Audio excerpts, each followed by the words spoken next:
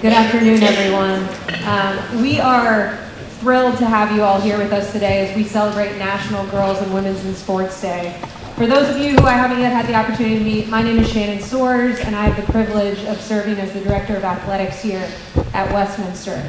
National Girls and Women's in Sports Day is an opportunity for institutions and organizations all over the country to celebrate the commitment towards providing equitable access to sports for all girls and women. And today we are so privileged to have these 8 amazing women leaders in sport joining us today to share their stories and inspiration with all of you. Before we get to those great stories and inspiration, I have the honor of introducing our panelist, Kate Harley, today. One of my favorite things about being a part of the Westminster community is the type of student and athlete that our community attracts. Bright, driven, hardworking, committed leaders. And that description rings very true with Kate. For those of you that watch WCAT on Friday nights in the fall, Kate is our play-by-play announcer for the football program. And was the first female student, the first female to be able to do that in the state of Georgia, which we're really proud of. In the winter, you can find Kate running the basketball court as a member of our varsity girls basketball program. So Kate, I just want to thank you for the inspiration that you provide to girls across our entire community. I've got my 8-year-old daughter here, and she sees you, and she also sees what's possible because of what you contribute to this community, so thank you. I'll let you take it away. Thank you so much, Coach Soares, for that introduction. And really, this is the main event. We have some amazing panelists. Can't wait to talk to each of you, so let's go ahead and get started. Right next to me, Miss Jillian Tarath. You all have bios, but I'll give a quick bio too. She is the Global VP of Consumer Science and Insights at Jordan's Nike brand. Who here owns something Jordan? Like a lot, lots of hands. And she joined Nike after 13 years of marketing at Coca-Cola and is the mother of 7th grader Michael Tarath. We got to talk about Jordan. I mean, that's an amazing brand. And we were talking at lunch how it's very different looking at the consumer on the female side and how often going from male to female, they just say, what'd you say, peek it and shrink it? Peek it and shrink it. But you're focused on really diversifying what it means for female products. So could you speak more on what that means in your role? Yeah, I just think overall in sport and even in fashion, so much of it has been dedicated to like a masculine fit because it's just how business was born. And I think there's such an opportunity for us to really understand who she is because our bodies are different, our needs are different. At the table we were chatting just about, you roll the pants up, right? You roll the shorts up. The socks fit differently. So many things are different. And I think just really paying attention to needs of women, of female athletes is incredibly important, not just because it's the right thing to do to pay attention, but there's a ton of money on the table. And I think that when we position it as a business opportunity that can really advance our business, advance equity for women in all regards, it's just really a win-win for all. So it's a personal passion of mine, and I feel like we're just getting started. Absolutely, I love that, just getting started. Well, and right next to you, Ms. Kelly Riegel, class of '87. You are the president and COO of the Honest Group, a community for up-and-coming Fortune 500. And for 20 years before that, you worked as the executive VP at Turner Broadcasting. We'll definitely talk about Turner. I also want to talk about where you're at now, working with Fortune 500 CEOs. Looking in that field, 90% of those Fortune 500 CEOs are male. So as a female, what's been your experience in that? And how are you looking to kind of navigate that difference? Great, thank you, appreciate it. I'm just thrilled to be here with this group today and with all of you. Well, the first thing I would say is whether it was my years as an attorney, 20 years at Turner, or even now with this great startup, I've often been in a room as the only woman. And this may be an unpopular way to say this, but there are differences in professional and areas between men and women. So I think I learned really early on how to navigate and own who I was and be the authentic Kelly Riegel and not try to morph into who else was in the room. So my advice for that in navigating, whether it's at the C-suite level or the very first starting job level, is be yourself, be confident, take risks, take your seat. Don't wait for permission. Take your seat and have an opinion. Be really prepared. And there's a bunch of smart people in this room, so if you're prepared, you take your seat, you have an opinion, be accountable for your results, it doesn't matter about your gender. And so that's helped a lot. For Onyx in particular, this is a brand new organization that we launched last summer where we're kind of creating a networking forum for retired Fortune 500 CEOs and kind of current CEOs. And we made a commitment that we were going to have like 25% diverse and female representation, which is really hard in the pool of swimming, because it's true, it's 96% men in that population. So, and I think what we all have to learn to do is respect that we're better when more diverse voices are around the table. And I was, early in my career, I was on a board, which is now an amazing board in Atlanta called On Board, but it was, I think it was like Women on Boards back then. But all the research says, one woman on a board at a public company is not enough. Even 2 women is not enough. You need 3 women on the board to make a difference. And statistically, those companies are outperforming in their revenue, in their profits, in their innovation, in their products. Everything they do is better when you have at least 3 women on your board. So that's kind of what I would say statistically, but also be your authentic self, own who you are, and be confident. And as I told my great 2027 group at my table, don't apologize. Like I've always told my kids, when you do something wrong, apologize and take accountability. But in work, stop apologizing, be brief, and be confident. What you're talking about, the don't apologize. I think that's something a lot of girls struggle with. And actually, Ms. Parker, we were talking about that, so I'll go ahead and introduce you. Ms. Morgan Shaw Parker, she's the president and COO of the Atlanta Dream, and you previously held many high positions with the NFL and Nike. I really want to talk about the NFL. You had super high positions in that league working with the Chiefs. I'm sure you're excited for Super Bowl Sunday. I had AT before Taylor, but I told him I love that team. So then now you're in this new endeavor with the Dream. So could you talk about that shift going from male to female sports and what inclined you to make that change in your life? Well, how much time do we have? I've been at high-ranking positions within men's sports for probably 25 years. And I had an incredible opportunity when a resume slid across my desk from a friend of mine at Coca-Cola, actually. And she said, this job is perfect for you. And it happened to be the president of the Dream. And never in a million years did I think that I would sit in the president's seat of any professional organization. And every time I woke up, morning after morning after morning, I asked the same questions. Well, can I feed my family working for women's sports, right? I'm the breadwinner in our family. My husband's a teacher, and he's a really good teacher. And all the things that you would probably ask, is this a sustainable ownership? Is this ownership really investing in it? And my husband is the one that said, well, what would you do if you failed? And everything in me said, this won't fail. We actually have a 17-year-old team here in the WNBA, and a lot of you didn't know that there was a WNBA team here just until a couple of years ago. And I kid you not, people are coming out of the woodwork supporting women's sports, and never in a million years did I think that it would fill my bucket the way it fills my bucket. I'm the oldest of 5 girls and now raising 2 young boys, and my boys know more about women's sports now than they do about men's, and it really is something special. So I better see all of you at a Dream game coming up soon. Well, let's focus on basketball. We have some amazing basketball players here. We'll start with Miss Kelly Black-Holmes. She works in legal with media and sports and played basketball here along with at Harvard. She's a member of the Westminster Athletic Hall of Fame and mother of Leah Black-Holmes and TJ. I don't know if he's here. He just had a birthday yesterday. Go TJ. But Miss Black-Holmes, could you talk about your career as a basketball player and how the leadership positions that you held within basketball transfer over to your professional life now? Sure. So as Kate said, I'm an alum of this great school, played basketball, and then went on to play at Harvard. We did win 2 Ivy League championships, which was awesome.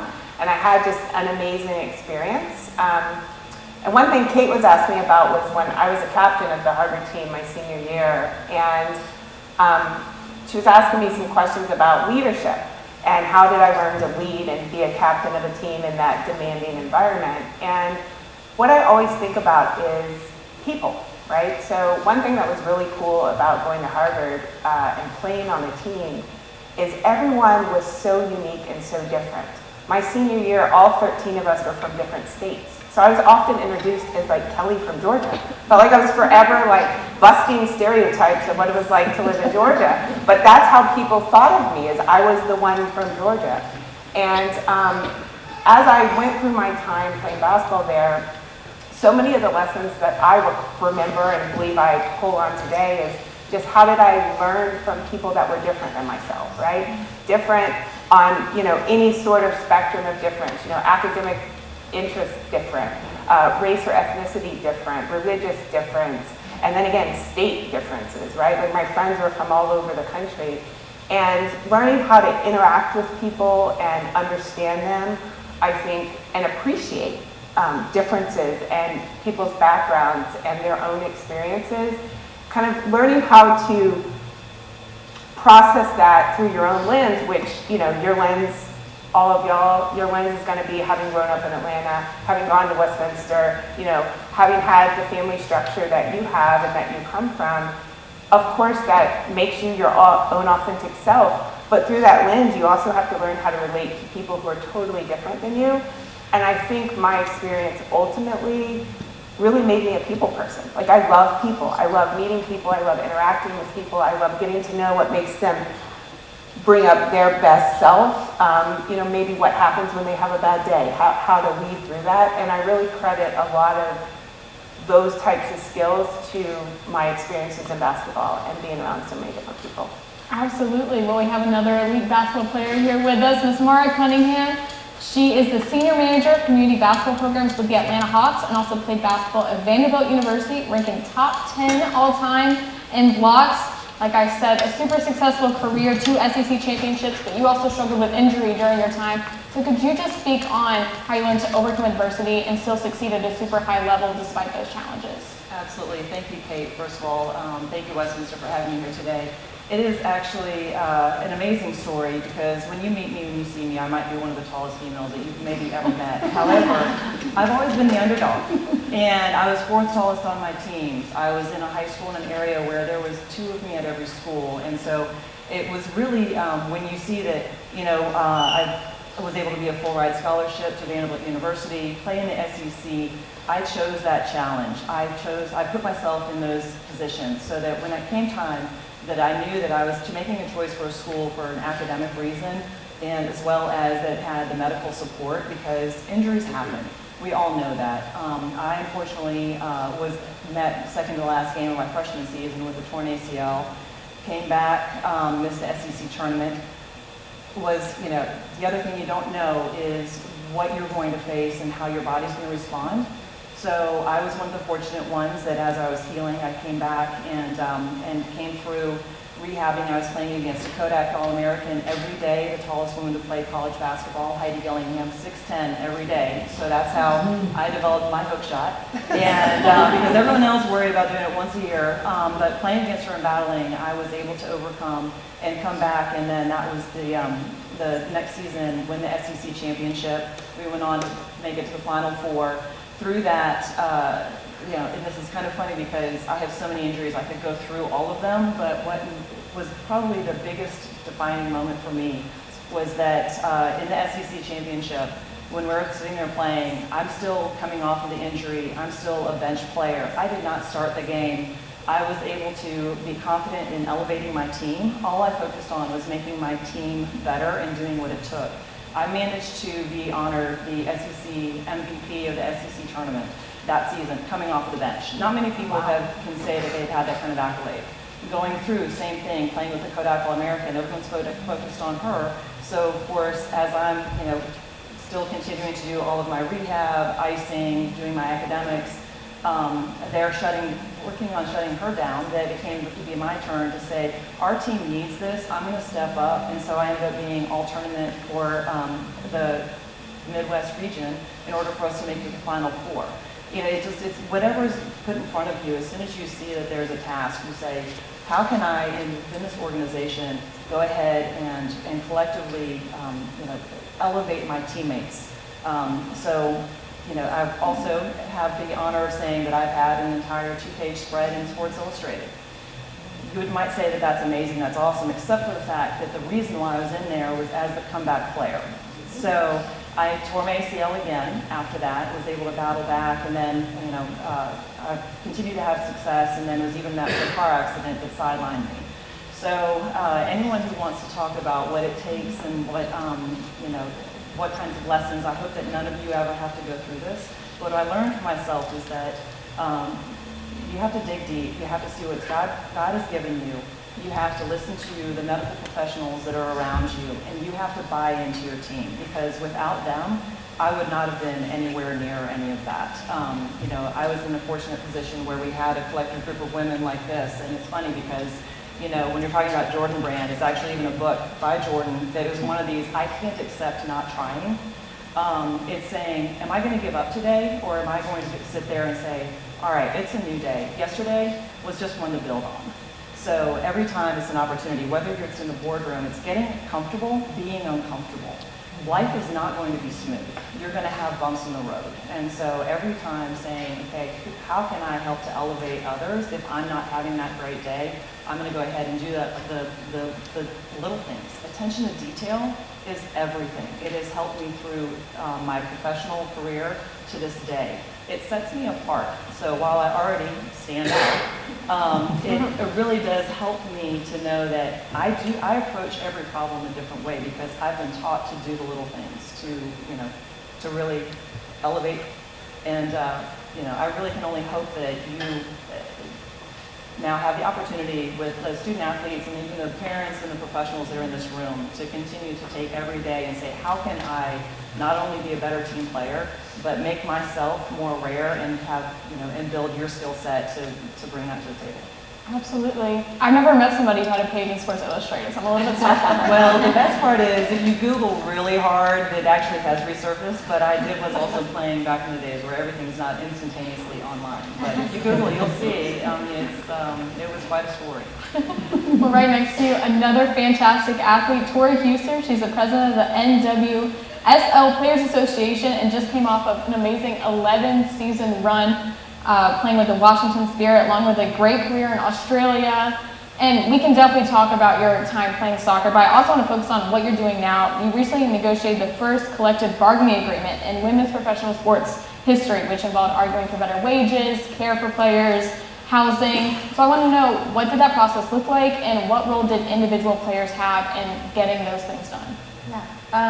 I think some of you are learning about labor unions and strikes in history class. We talked about that at my table for the lunch. But collective bargaining is a process that a management or corporation company will go through with their workers. And similarly, in the sports space, that happens. There's multiple players associations within our country, and they often will bargain or negotiate for a contract that tries to improve workers' conditions, whether that's the field or the court you play on, right up to the amount of money that you make. And we were fortunate in 2022 to sign the first ever collective bargaining agreement for women's professional soccer in our country.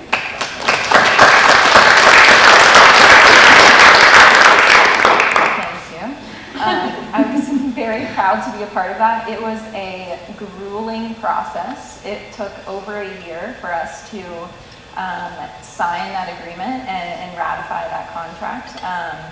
The league at the time, we decided to start negotiations, that we had the intent to negotiate, was not really in a place to negotiate a contract like that. So it took a really long time for the league to get serious about that. And within that time and throughout that process, a lot of scandal was exposed throughout our league. And you may have seen a lot of negative headlines about the NWSL.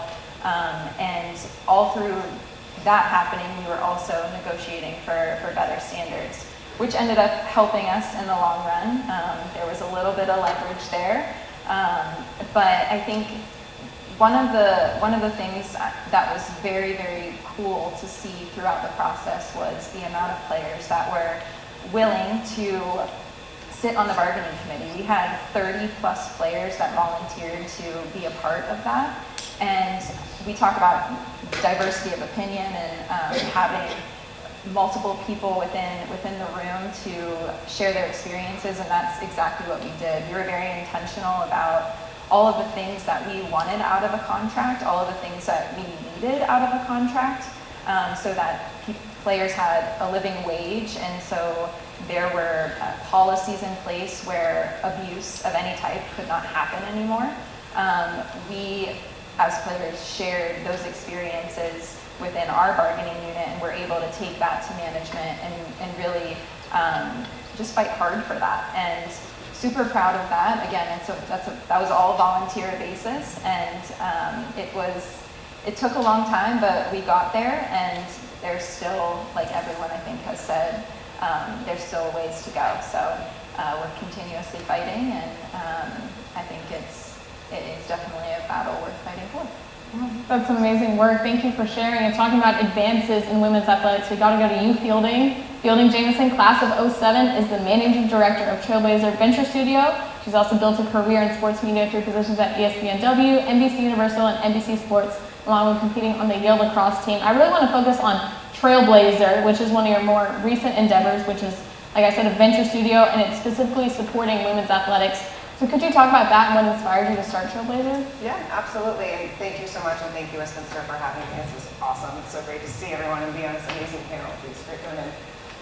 Yes, so I think we've covered some of the major themes here just about being women in sports. Sometimes it takes a woman in the room to push an agenda. And so when I started at RGA Ventures, I was working with a group that brought together sports leaders across all of the major leagues, teams, and organizations across sports.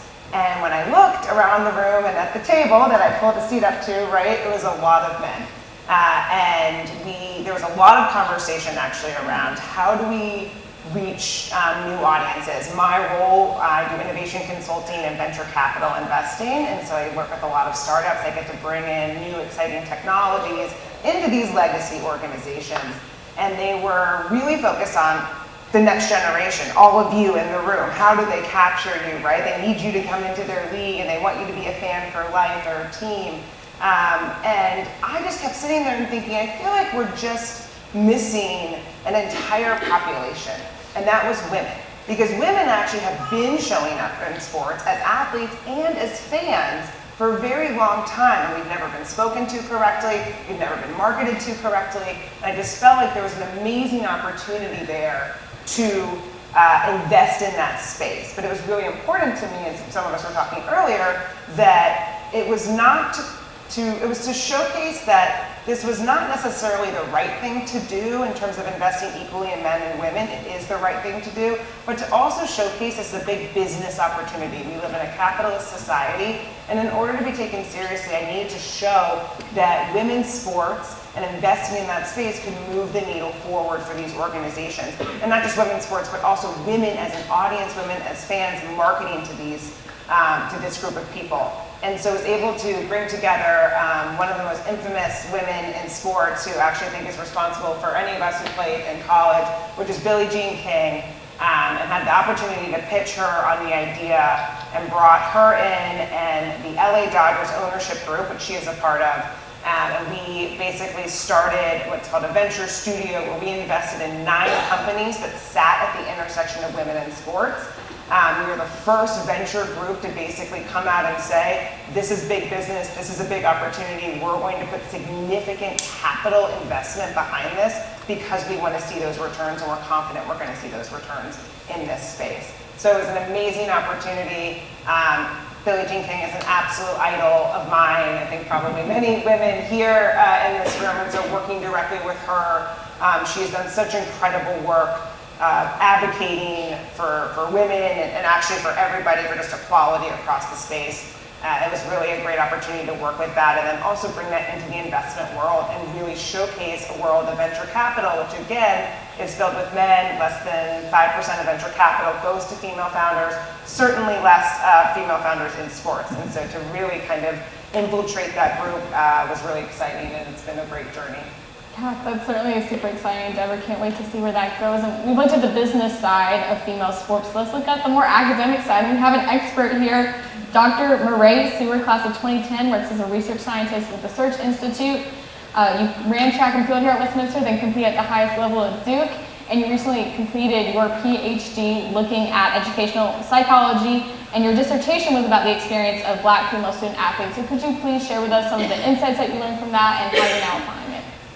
Yeah, absolutely. So for me, as I was kind of finishing up my career in the athletic space, I'd gotten involved in research, and so I realized that there was a way for me to sort of bring together those multiple passions that I had. And so during my time in graduate school, I really wanted to focus in on the experiences, particularly of Black women and Black girls in the athletic space. And so with that, really my approach was trying to take this developmental approach and was really thinking about it across the lifespan. So I was talking with a lot of current collegiate Black women student athletes, but asking them about their experiences from the time they started playing sports, which for some was in elementary school, in some cases it was middle school, some cases high school, and really thinking about all the different experiences that they had that helped get them to the collegiate level, and really thinking about who were the key people that were a part of their support network that helped to support that work. So thinking about different family members, friends, other people in their networks that were really key in helping them to, one, get interested in sports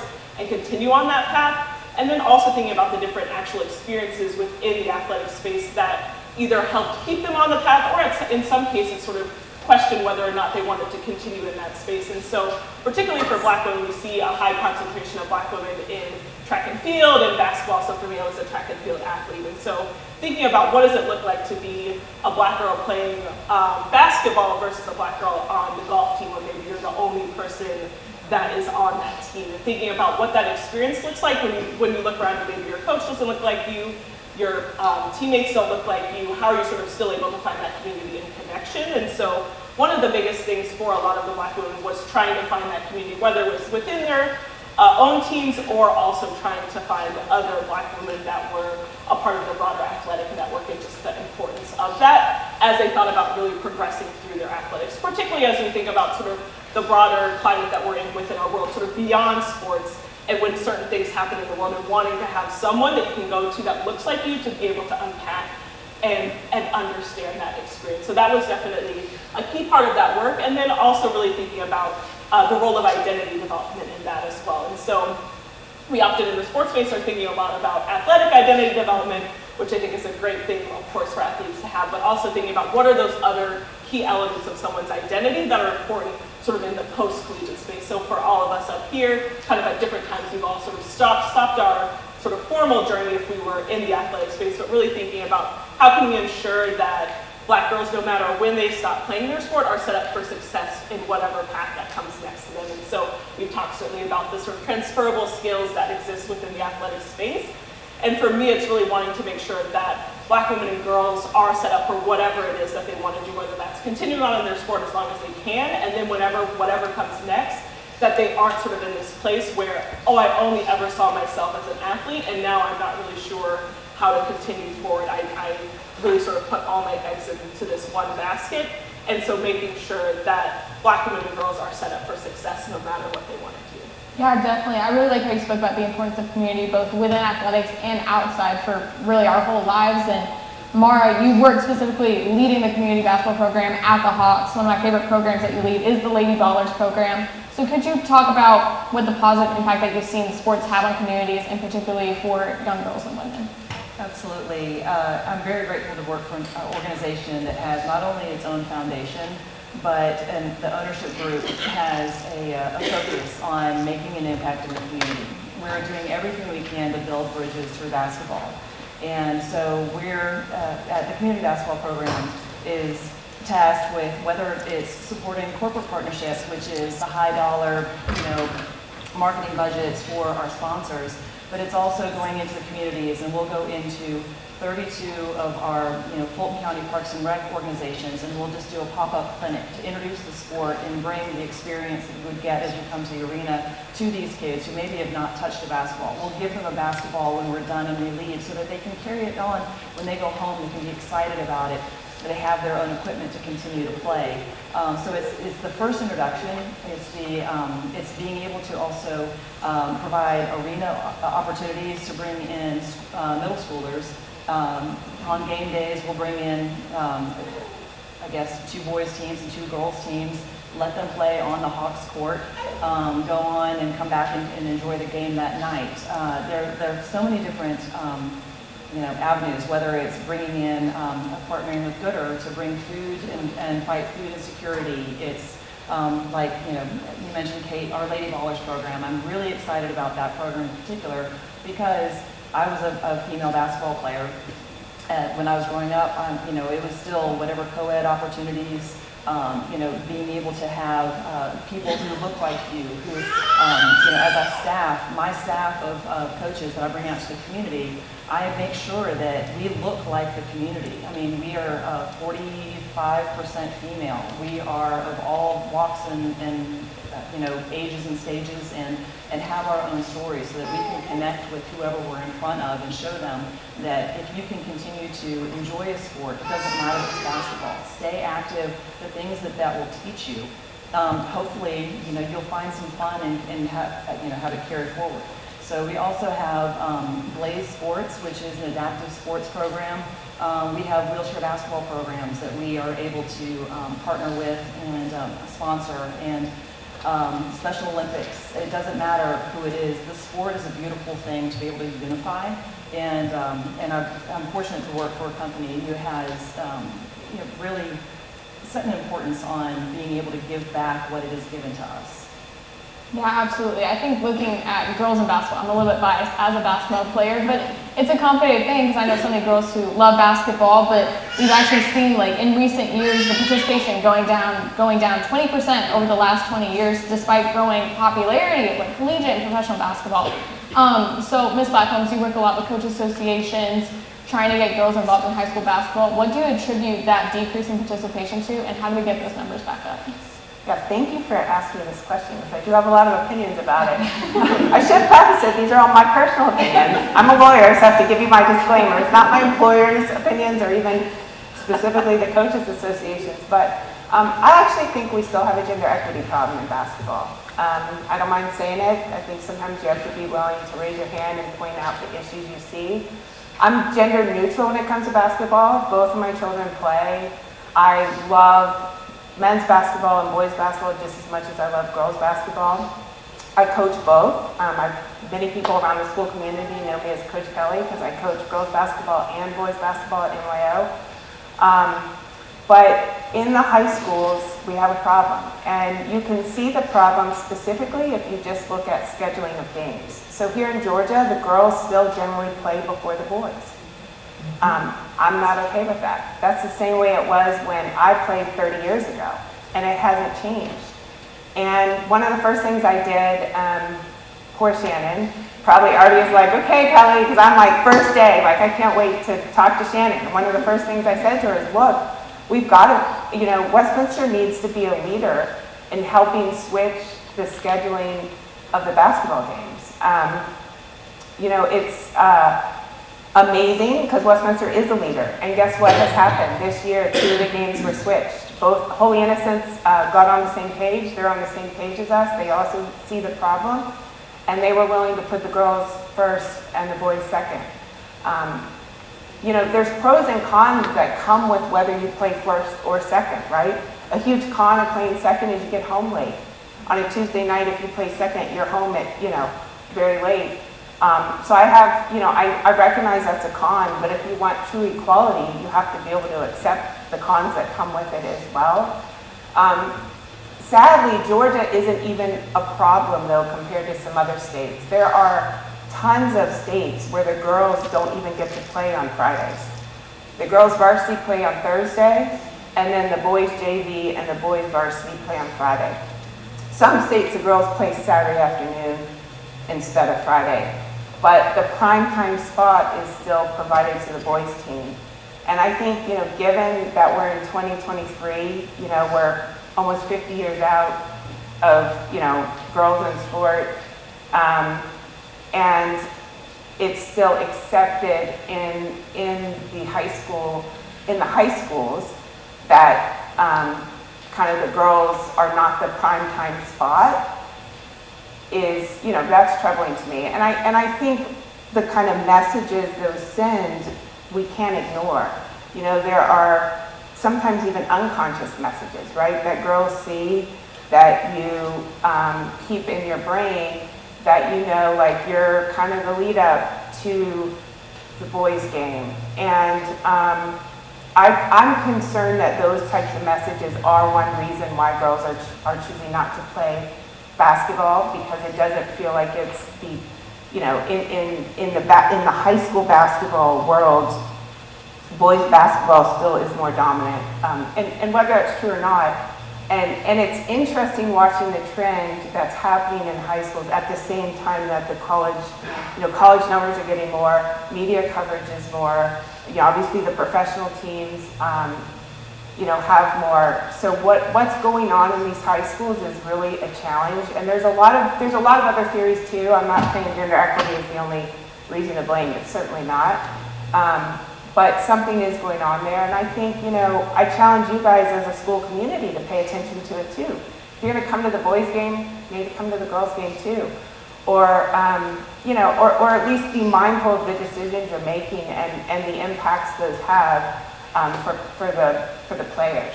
So I'd love to hear though from Morgan and Mara as well, because they touch other spaces, and I'd like to see, because again, I know there's a lot of theories, and this is just one of mine, but I'd love to hear it from y'all too. Sure, I could talk all day long about participation. I know we have a limited amount of time today, but one of the reasons I think is because there's so many cool things to do out there, and women are getting more opportunities to do other things. I think it's easy to forget how much sport will impact you over your lives, and so I think that it's something that you should prioritize. It's not that you have to play at the elite level on your high school team. You could get out there and play pickleball, right? I mean, how cool is that? One of our players actually is a co-owner, actually one of our owners and one of our players, they co-own pickleball teams now. So there's a lot of opportunity to get out there and be active, but specifically in basketball, what I think is interesting is I think the national average is like 28%, almost 30%. The Georgia average between girls and boys in high school is 30% less. And so I'm really focused on Georgia. We were at the state capitol yesterday talking with legislators and senators about participation levels. So this is exactly hitting in our wheelhouse and how important it is as adults, as parents, as teachers to encourage. And I'll show you one of the reasons why I think girls, especially in middle school, are dropping out of sports. It's because of this. And trust me, I think social media is amazing. In fact, that's such a huge area of investment that I've spent my entire career learning how to grow. But at the same time, this is making girls question their confidence. I have to be the best. I have to look like that. I have to be like this. No, you don't. Put it down. Go be active. Go do something else. And I guarantee, I don't know who it was, but we've talked a lot in the last hour or two, even at lunch, about the importance of learning how to lead from the bench and learning how to lead from the court as well. Those are things you can't learn from this. And so that's something I think that is impacting participation levels as well. I also think specialization in sports is hurting, and I'm going to look right at this group because I my court 2027 freshman at my table.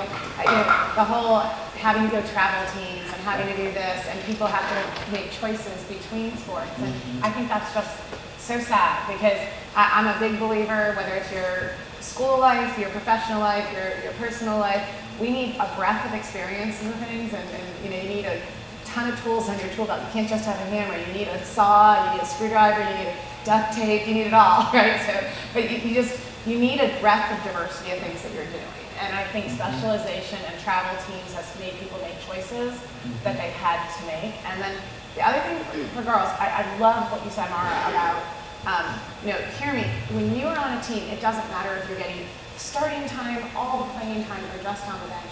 You are getting life lessons that are going to make you more competitive in everything you do, as a professional, in your college career, as a mother, as a community person, as a friend. You're learning time management. I mean, I will tell you, there is nothing worse than a high school student that has free idle time. So join every sport, every season. I've heard a lot of the seniors this year. I have my final senior, we don't think we're going to play our spring sport. I'm like, yes, you are. So time management is important. Leadership is important. Resilience and facing adversity is important. Team before self is so important. Be confident. The skills you're learning, you can market in your, I saw you theater, like your college essays. They don't have to be about playing football, but the lessons you learn, your internships that you interviewed for, your jobs that you interviewed for, everything you do. So I think specialization, you guys want a breadth of experiences. Keep doing it. Do every sport, including basketball. Well, it's wonderful to see we definitely have some paths forward to combat that disparity. Lots of passionate women who are working to improve things on the high school level. But like you all alluded to, on the collegiate level and in the media, things are really improving. Just this last year, the 2023 NCAA basketball championship for the women had an average of 10 million viewers. We've never seen numbers like that before. Fielding, you worked with ESPNW and in the broadcasting world. So what do you attribute that kind of rising viewership to? And I mean, I see your shirt. Everybody watches women's sports. Right. There's so many different factors here, but what I will say, what's been amazing is the rise of technology and data has been women's sports' best friends, because for the longest time we have heard, and I'm sure a lot of people on this stage have heard, no one watches women's sports. And there was a lot of argument on why that was, a little bit of a chicken and egg. Talk about game times for high school, let's talk about game times, and I'm sure you deal with this all the time, game times on actual broadcast TV. It was hard to be a women's sports fan. You had to go through like 6 different hoops to even like work. Yeah, you got to work to find a game, right? And so now, so there's always the question of, do you have the audience and then do you put it on broadcast TV or the channels that we all watch, right? Or do you put it there and then they will come, right? And so we've seen a balance of both of those things happening. Streaming services have been incredibly helpful to the women in sports space. Finally getting those games in a place where all of us can access and access easily has been super helpful. We've seen startups. This is a startup called Together. It was formed by 4 amazing athletes who came together and said, look, like frankly, like the ESPNs, the NBCs, the organizations that I work for, like they're not doing it. They're not telling the stories. And if you can't relate to people, everyone here knows who LeBron James is, right? And it's not probably because you care so much about LeBron James or basketball, but he was everywhere. You cannot get away from him. Like we need that for women. We need to be telling stories. We need to have all of this audience know who all of the best women in sports are, men and boys and girls, right? And so that's where we see then, like, and that's where I get excited from a startup perspective and new companies is they're saying, look, like we can do this better, we can tell the story. And so you're kind of seeing streaming services coming, you're seeing startups come into play to tell these stories and to get things out there. And then the data is showing that's what this shirt is all about. Like it's actually like, no, a lot of people are watching women's sports. And so now that we have all of this ability to show and see all of these data, it's really been the best thing that could have happened to women's sports, because I think what people thought was, ooh, the data's gonna be bad. It's not. We're It's not gonna amazing. show it, right? Well, the exact opposite has happened. The data is incredible. And when you have that kind of data from a league perspective or team, you then can sell that. So now you're going to sponsors, and the WNBA is a great example, and even a college athlete as well, right? Which those rights were being sold very differently than the men's rights. And now we're seeing those start to kind of level out. Now we still have a long way to go, but it's really exciting to kind of see all of this swell happening in the women in sports space.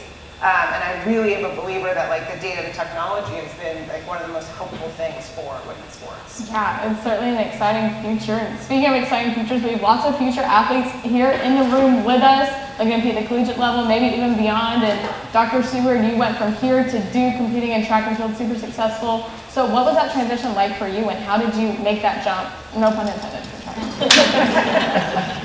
Yeah, no, absolutely. I think one of the things that was made the transition pretty easy. There were certainly still some challenges just in terms of going from playing at the running at the high school level to the collegiate level. But with that, I had always run track here at Westminster, and then I also was a part of the sort of summer circuit, AAU track and field, USATF track and field. And so with that, I was really used to the travel schedule, which is sort of much more increased at the collegiate level, where we were traveling usually weekly. Sometimes it was even during the week for meets, particularly for indoor track and field. There was only sort of one close by track that we could go to, so often we needed to travel by bus pretty far to go and do that. And so I think one of the things for me as well was I sort of switched events going into college, and so kind of adjusting to the training schedule was a little bit different, where I had done a lot of events in high school, but then when I went to college, I actually was a multi-event athlete, so I did the heptathlon. And so with that, there were some events that I was already super comfortable with doing. I had been doing them since I'd been running track, and then there were a couple events that I had done some, but I had done a little bit less. And so just really trying to adjust to that schedule Also, lifting was a really big part of our training schedule, which Coach Lucas will tell you that I would like go in the lifting room, but I wasn't lifting in high school. I do regret that, so if you're in the same boat, you should go in there. But actually lifting it became one of my favorite things when I was in college, and so now I wish that I had in high school taken advantage of what we had here at Westminster, but I think it just really was able to supplement the training that was happening on the track in a really beneficial way for me and my own training. So yeah, I think there's a lot of great things, and even now, like at Duke, there's so many more resources that were even there when I was an athlete, like having an actual space for nutrition and all of these different things that are really important. And so a lot of collegiate programs have been really upping the different offerings for athletes to make sure that they have everything they need to be able to compete at the highest level. Yeah, absolutely. It's great to hear your experience making that transition, but I spoke about how people are about to make that jump. There are also people who are, maybe sports careers are going to be close, and I know for me, I'm a senior, probably not going to be playing basketball in college, given lots of things. But it is a big transition. And Tori, you recently retired after an incredible career with the NWSL, and now you're looking towards a professional business career. So what's that adjustment been like for you, and what do you hope for your future in business? I'm fortunate the adjustment has only been a month so far. So I'm sure there will be things that come down the pike. I'm sure once games start for all of our teams, specifically when the Spirit plays, I know I'll have some FOMO. That's totally normal.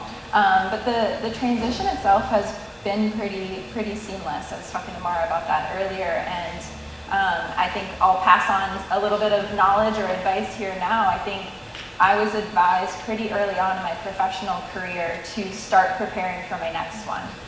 So if you are fortunate to make it to the pro level, or you play in college, or even right now in your athletic career, already be preparing and thinking about what you're going to be doing in your professional or your real life career. That has helped me. That has helped me make the transition pretty easily.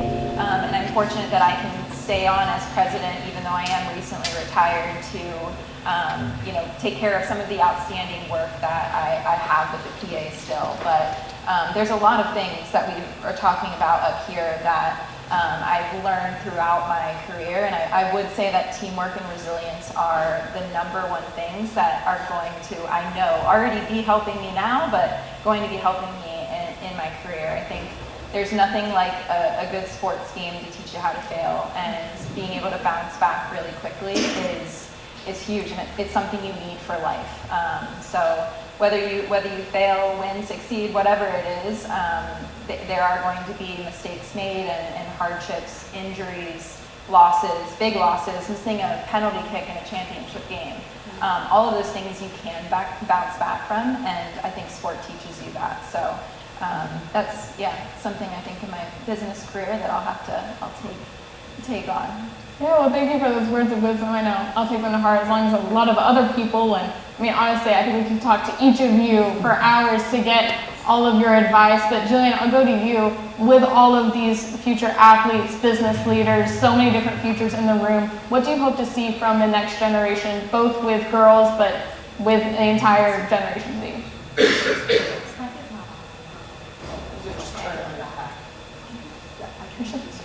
See, this is team. Women supporting women. That's the first thing. Right on cue. Can you hear me? That's the first thing. I think a couple of things. First, for girls and women coming up, I think we've been taught that there are just few spots, whether it's in corporate America, whether it's on team, and we have to fight for those spots. And what I have seen throughout my whole time is that there is room for all of us. So what I would say is, this notion of being inclusive is extremely important versus exclusive. Be an includer. Whether you're an elite athlete and you see a colleague maybe not wanting to get involved in sports anymore, encourage them to come along. Because what I have seen is my success has been through the collective power of we. It's other women helping me. It's my friends continuing to support me.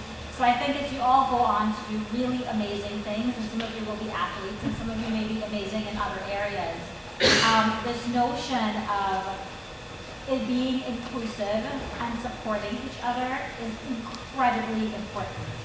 The other thing is be yourself. Other members of the panel have talked about authenticity. What I have experienced is sometimes you sit in a room and you think you are the only person who don't have the experience. You're the only person who didn't do X, Y, and Z. But most of the time, every single person is dealing with their own version of that. And I think just being really brave to be authentic is extremely powerful. And it takes a lot of bravery to do that because we've been taught to show up in a very particular way. So I say this notion of being authentic, try it on. You may not always really be successful on the first go, but try on what you think is right for the moment and learn from it and be willing to adapt, because I think if you show up as your best self, you will do your best. If you show up as someone else, you would never truly be yourself. So I think in more instances than not, when possible, just be authentic. And I think my last bit of advice is, I have a saying, if you're offered a seat on a rocket ship, you never ask what seat it is, you just jump on. And that's really been, the road to success. I think sometimes, because many of us have been so fortunate, to be in environments like this, we overthink because there's so many opportunities ahead of us. And sometimes I think especially, you're embarking on a really, really amazing time of your life. Just jump on the seats, and you never know where it will take you, because you can always change your mind. Like, nothing is forever. So I think, when I think about being a woman where I am, and when I think back to sitting where you are, if I had these, words of advice, like just be inclusive and include others. This notion of just be myself. And man, if great opportunities are presented to you, just rock on and rock it, because you never know where it will take you. So you guys are going to be amazing. And for the parents that are here, sometimes our kids know themselves better than we know them, and we think we know based on our experiences. But it really takes a partnership. So I just, the future is bright. I believe this generation, your generation, will change the trajectory, because some of us have opened the doors and now the doors are open for you. So it's up to us to create a path for you. And I think the fact that we've all given time here today means that we're committed to it. So count on us to keep the doors open, and y'all will be amazing. I'm not going to worry about it. Absolutely. Well, as we're coming to a close here, I'll open this last question up to anybody. We're celebrating National Girls and Women's in Sports Day. Why is this day important, and where do we go from here? I'll jump in. I actually, in between undergraduate, after I graduated law from Harvard, but before I went to law school, I worked for the Women's Sports Foundation. I worked for a woman named Donna Lopiano, who really was a key, one of the first visionaries of gender equality in sport, and really did a lot for women's sports. And I got the opportunity to go with her on this day. On this day, there are different advocacy groups, including the Women's Sports Foundation, who go to the U.S. Capitol and meet with different members of Congress to talk about the importance of sports. And I was fortunate to be able to go do that with her. So I was 22, 23 at the time, and I got to walk in all these senators' offices and explain and talk about the importance of sport. And I think one thing that is so important, kind of going to something that has been said by many of you, is there's room for all of us, right? Lifting up women's sports doesn't mean you're denigrating men's sports. Or even my example about the game time. I'm not saying the women go second every time. I'm saying this Friday the women go second, and next Friday the men go second, right? The point is, and that was, that's a big part of this whole conversation, is there's room for all of us, and there's room for amazing women's sports on TV and amazing men's sports on TV, and all sorts of equal opportunity for all. And I think so much of what this day is about is empowering girls and empowering women, but also empowering us all, right? Not just girls, not just women, but any athlete, regardless of, their male, female, et cetera, and trying to level the playing field and provide opportunities for all. But I also think metrics matter. I think putting a spotlight on things gets attention. And thanks to the women on this panel, I'm looking around how many have contributed to this. And I think I read yesterday that, sports, and because I did a ton of TV rights, women's sports now are over $1.2 billion. That gets on people's radar. That's why sponsors now want to get in. And that's because I think 555 million of it was from soccer, and the other half was from basketball, and then all the other women's sports. So money matters, spotlight matters, metrics matter, and that gets attention. And I bragged about it earlier, but like Dove is a brand who's has a Super Bowl commercial, and it's fantastic. Everybody's already seen it. It's out there on all the platforms you all watch. But like it's about body image and the importance of women in sports. And so putting a spotlight on things, measuring things matters, and money matters. And don't think it doesn't in the world of business and getting resources. So I'll just also add, like, history matters. Like, it's important to understand the history and what has happened and transcended over that. We just celebrated the 50th anniversary of Title IX, and for those of you who don't know what it is, because maybe you don't, which is amazing, is that it really opened the opportunity for men and women to be treated equally across education and sport. And that opened the doors for so many women to play sports in college. And without that, a lot of us here would not have had that. And so we're still young. Like, this space is still growing, and the constant comparing to men's sports doesn't have to be the same. We can go about things differently.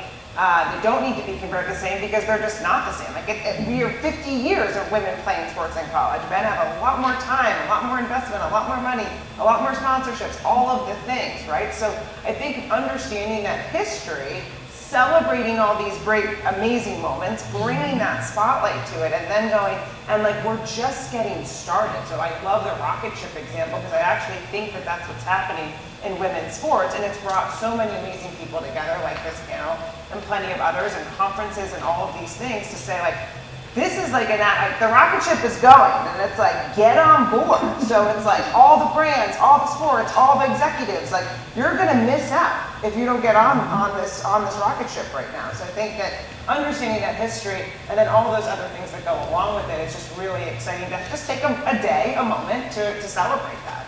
Can you just drop a mic for all these I think with that as well is also like celebrating this and continuing to push this forward as well. Like, who's still not here, who's not in the space, who's gotten left along the way, and making sure we're celebrating this and recognizing that, but also continuing to push forward to say there's more that we can do to make sure that everyone has what they need in this space, and that it's not only one particular group that's benefiting beyond other groups, and making sure that it really does look equitable for all groups, regardless of their racial background, sexuality, all of these different things, to make sure that everyone really is in the room. Yeah, and just to close off on that, knowing that the whole reason why we're here is sports. Sport is a team thing. It is challenging yourself, but how we get there is bringing that community aspect, knowing that in this day, you don't have to be a woman to have celebrated it. Take this day as a reminder, say, hey, let me go find this little girl that I saw on the street that picked up a ball. Hey, let me see, if I'm in the grocery store and I see somebody who is wearing a uniform, say, how's your game today? Whatever it is, engage. And that's where building that bridge, making sure that we are all recognizing that we are athletes. Doesn't matter if you're female athlete, male athlete, the benefit of sport is universal. And so thank you so much for having us here. Thank you. I really think we can all do this as moderators. Let's give another round of applause for our amazing panelists. Thank you so much for being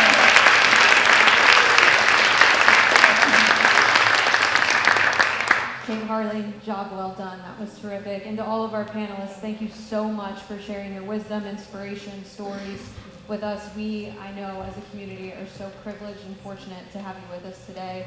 I'll leave you with some parting words. One of my favorite phrases, here's to strong women. May we know them, may we raise them, and may we be them. Happy National Girls and Women's in Sports Day, everyone. Take care.